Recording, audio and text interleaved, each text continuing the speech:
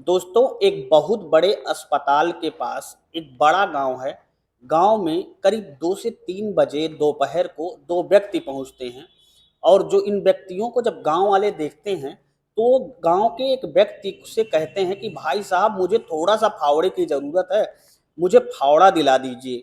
अब गांव का वह व्यक्ति जब इनकी बातें सुनता है, चूंकि ये अनजान थे, गांव वाले इनको जानते नहीं थे, तो एक बार सकपका जाता है। लेकिन उसने फिलहाल उत्सुकतावश इन दोनों लोगों से पूछा कि भैया, आपको फावड़े की क्या जरूरत है। तब इनमें से जो 2 व्यक्ति थे, उनमें से एक व्यक्ति के हाथ में एक छोटा सा नन्हा सा कपड़ा रहता है। इसे देखकर ये प्रतीत हो रहा था कि उसके हाथ में एक छोटा सा नन्हा सा पैदा हुआ बच्चा है। वो गांव वाले से बताता है कि भाई साहब, मैं ये बगल यही अस्पताल में मेरी पत्नी का इलाज चल रहा था, वो गर्भवती थी और उसने एक प्यारी सी नन्ही सी बच्ची को जन्म दिया था। लेकिन अभी 2-3 घंटे पहले डॉक्टरों ने उस बच्ची को मृत घोषित कर दिया और हमारा घर यहाँ से बहुत दूर है। तो हम चाहते हैं कि आप हमें फावड़ा दे दें और हमें बता दें कि आपके गांव में लोगों की अंतिम संस्कार या लोगों को दफनाया कहाँ जाता है।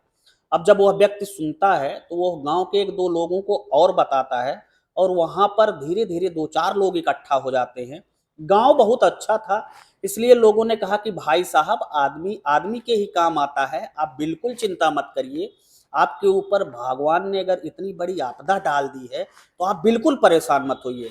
हम लोग आपके साथ चलते हैं, हम आपको कब्रिस्तान भी दिखाएंगे और बिटिया की मिट्टी भी करने में आपका पूरा सहयोग करेंगे। तो आपको किसी प्रकार की कोई समस्या नहीं होने देंगे। हम आपके कंधे से कंधा मिलाकर चलेंगे। अगर आपकी बेटी थी तो कहीं ना कहीं से हम लोगों की भी बेटी थी और इस देश की बेटी थी, इसलिए हम आपके साथ चलेंगे। अब ये लोग आगे बढ़ते हैं और गांव का एक व्यक्ति फावड़ा लेकर आता है। अब गांव के कई लोग उत्सुकतावश उसके पीछे पीछे चल पड़ते हैं, इन दोनों आदमियों के पीछे, कि गांव में एक मिट्टी हो गई है जो अनजान है, जिसे ये लोग जानते नहीं। अब वहीं पर बगल में एक शमशान भूमि थी, वहां पर जाते हैं तो गांव के ही कुछ व्यक्ति उस छोटी सी नन्ही सी पैदा हुई बिटिया को दफनाने के लिए गड्ढा खोदते हैं। और गड्ढा खोदने के बाद जब ये कार्य पूरा हो जाता है, बिटिया को उस गड्ढे के अंदर रखते हैं। बिटिया चिल्लाना शुरू कर देती है, यानी कि रोना शुरू कर देती है। अब जब बिटिया रोना शुरू कर देती है तो जो दोनों लोग उसे मृत बताकर इन गांव वालों को शमशान भूमि ले गए थे, वो बिल्कुल सकपका जाते हैं और डर से जाते हैं। गांव वाले इन दोनों लोगों को देख रहे थे और ये दोनों लोग गांव वालों को।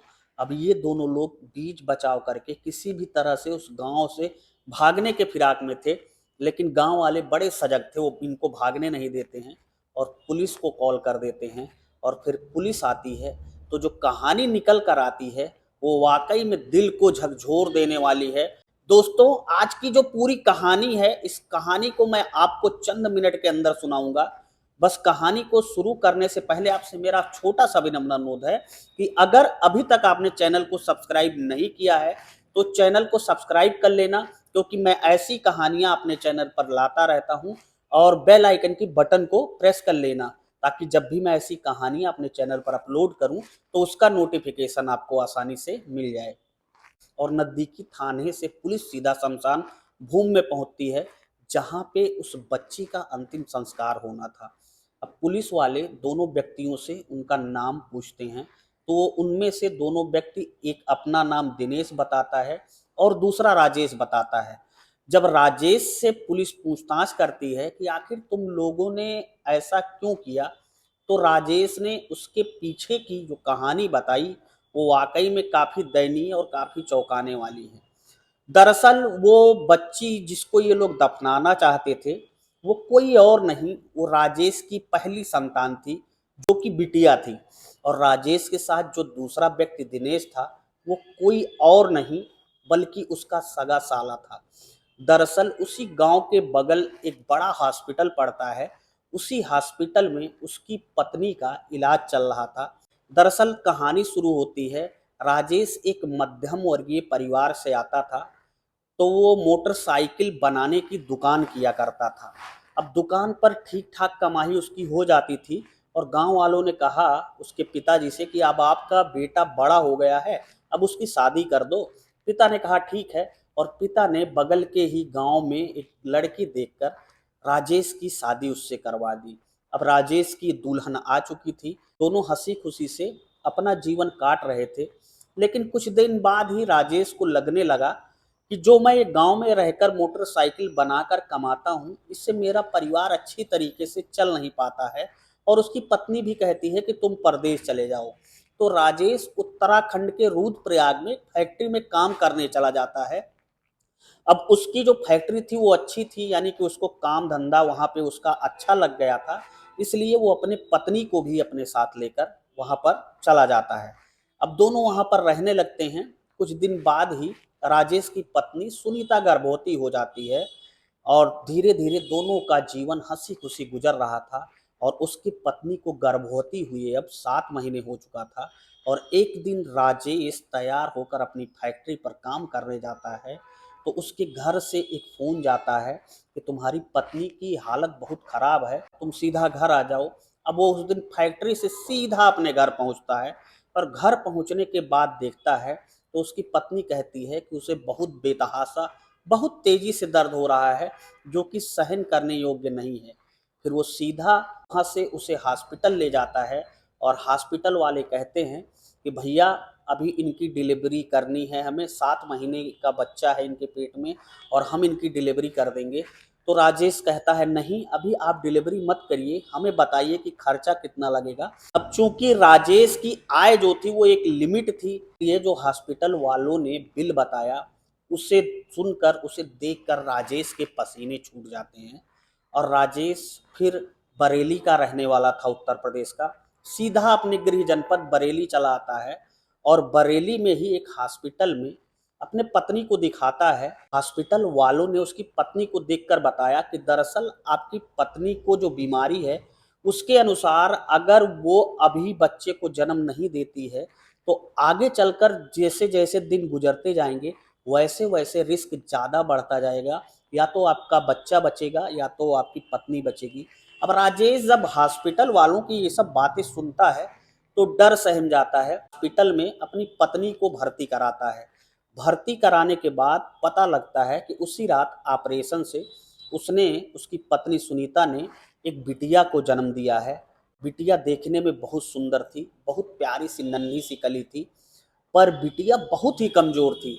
अब जिस वार्ड में सुनीता उसकी पत्नी भर्ती थी, वहाँ पर जो भी तीमरदार, जो भी और मरीज थे, उनके गार्जियन जब देखने आते तो सब बच्ची को देखकर राजेश के सामने ही कहने लगते कि बच्ची बहुत कमज़ोर है, ये नहीं बचेगी, ये नहीं बच सकती है, ये बहुत दिन की मेहमान नहीं है और बहुत ही कमज़ोर है, इसलिए इसके बचने के चांस बिल्कुल नहीं हैं।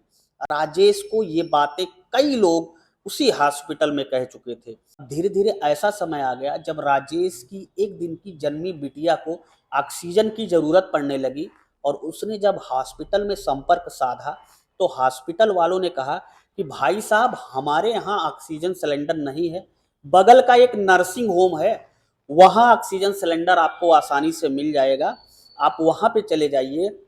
अब वो लोग उस नन्ही सी प्यारी सी गुड़िया को दूसरे नर्सिंग होम रिफर कर देते हैं। अब राजेश उसे अपनी गोद में नन्ही सी परी को उठाता है और अपने साले दिनेश के साथ सीधा दूसरे हॉस्पिटल में पहुंच जाता है। और जब दूसरे हॉस्पिटल में पहुंचता है, अपनी बिटिया को वहां पर भर्ती कराना चाहता है, तो हॉस्पिटल वाले कहते हैं कि हम आपकी बिटिया को तभी एडमिट करेंगे जब आप 10,000 रुपया भुगतान कर दें। अब राजेश गरीब आदमी, उसके पास इतने सारे पैसे नहीं थे, वो बहुत परेशान होता है। हॉस्पिटल वालों से कहता है कि भाई साहब पहले आप इलाज तो करो, हम पैसे का इंतजाम करके आपको दे देंगे, आप बिल्कुल टेंशन मत लीजिए, आपका एक एक पाई चुकता कर देंगे। लेकिन हॉस्पिटल वालों की तो मानवता और दयनीयता की स्थिति आप भली भांति जानते होंगे, हॉस्पिटल वालों को बिल्कुल कोई प्रभाव नहीं पड़ता है। अब राजेश बिल्कुल थक हार कर अपने दोस्तों को, अपने रिश्तेदारों को, जितने भी सगे संबंधी थे, एक एक करके सबको कॉल करके अपनी पूरी स्थिति बताता है। लेकिन उस मजबूरी में उस राजेश का साथ किसी ने नहीं दिया, उसे फूटी पाई भी ना किसी रिश्तेदार ने दी, और ना ही हॉस्पिटल वालों ने उसके साथ मानवता का परिचय दिया। थका हारा हॉस्पिटल के बाहर आता है। दिमाग में एक ही बात चल रही थी। जिस हॉस्पिटल में उसकी बेटी थी, तीमरदार उससे लगातार कह रहे थे कि ये अब ज़्यादा दिन की मेहमान नहीं, बहुत कमज़ोर है, बचेगी नहीं। राजेश सोचता है कि अगर ये ज़्यादा दिन बचेगी नहीं, वैसे भी कमज़ोर है, देखने में ऐसी लग रही जैसे ज़्यादा दिन की मेहमान ना हो, ये दुनिया में ज़्यादा दिन के लिए ना आई हो। लिहाजा राजेश अपने मन में सोचता है, क्यों ना इस छोटी सी बच्ची का गर्दन दाबकर मार दूं। लेकिन हाथ उसके कांप रहे थे। अब ये पूरी अपनी मन की व्यथा अपने साले दिनेश को बताता है, तो दिनेश भी तैयार हो जाता है कि हाँ ठीक है, हम लोग इसको मार देंगे। लेकिन अब दोनों के हाथ कांप रहे थे। अब सवाल ये था कि उस छोटी सी नन्ही सी दुधमुही बच्ची को दोनों में से मारता कौन। फिर दोनों ने बैठकर एक प्लान बनाया, क्यों ना हम बगल के गांव में चले चलें और वहां पर इसको बिना कुछ पूछे आछे गांव वालों से ये कहें कि हॉस्पिटल वालों ने इसे मृत घोषित कर दिया है और हमारा घर बहुत दूर है, इसलिए हम इसे ही दफना देंगे। इन दोनों ने वही किया। ये लोग जब गांव में गए तो फिर पुलिस आई और फिर पुलिस ने इनको पकड़ा। इसको इन्होंने पूरी कहानी जैसी की तैसी इनके मन में आई थी वो पूरी कहानी बता दी। वो तो नन्ही सी बेचारी बाप के हाथों में आकर अपने आप को और महफूज महसूस कर रही होगी, लेकिन उस नन्ही बच्ची को नहीं पता कि ये दुनिया, ये धरती कैसे हैवानों से भरी है। पूरी कहानी पुलिस ने सुनी तो वास्तव में पुलिस भी एक बार हैरान परेशान हो जाती है कि आदमी अगर मजबूरी में आ जाए तो कुछ भी करने के लिए तैयार हो जाता है। सेम ऐसा ही राजेश के साथ भी हुआ। दोस्तों, राजेश जहां पर एक तरफ पूरी कहानी में गुनहगार था, तो वहीं पर गुनहगार उसके रिश्तेदार भी थे और उतना ही गुनहगार वो अस्पताल वाले भी थे जिन्होंने उस बच्ची को एडमिट नहीं किया। और इस पूरी कहानी का दुखद पहलू ये रहा कि पुलिस ने जब उस छोटी सी बच्ची को अपने कस्टडी में लेकर उसकी माँ सुनीता के पास पहुंचाया, तब उसकी माँ सुनीता को भी ये कानो कान खबर नहीं थी। इस नन्ही बच्ची का बाप अब जेल की सलाखों के पीछे जा चुका है। फिलहाल आप पूरी कहानी के बारे में आपकी क्या राय है? अपने जीवन के अमूल्य पल में से बस 1 सेकंड का टाइम लगेगा, आप 1 सेकंड का टाइम निकालकर हमें अपनी अंतरात्मा की राय हमें कमेंट बॉक्स में जरूर बताएं। हमें इंतजार रहेगा आपकी अंतर आत्मा की आवाज का। फिलहाल मिलता हूं ऐसी एक नई कहानी के साथ जल्द ही। तब तक के लिए जय हिंद, वंदे मातरम।